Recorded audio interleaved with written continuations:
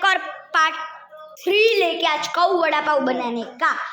तो अभी देखो, अच्छा इसका फूल लाल कर दिया है।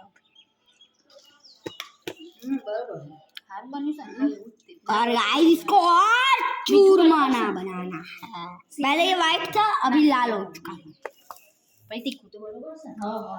देखो थोड़ा सा नमक भी डालना। ओए गाइस मैं तो ऐसे ही बोल रहा था। ओके गाइस थोड़ा है કારણ કે હજુ ચણા લોટ આવશે ને ઉપર પાવ આવશે એ તો ચણા લોટ પર પેલું આવે ને તીખું કહું છું गाइस अभी चने का लोट भी आ रहा है। हाँ अभी गाइस मैं मैं टेस्ट करा। મોટા થોડા તાર જ બનાવજી હા બનાવડાવું તો હજુ તો ધાણા લાવો ને પછી તો હજુ ચણા લોટનું બનાવશું તો પછી બીજા नमक को नमक का स्वाद ज्यादा हो गया है। हाँ हेड भले हाँ और इसको ब्लॉक करने के लिए थोड़ी सी कश्मीरी लाल मिर्च डालनी है। ओके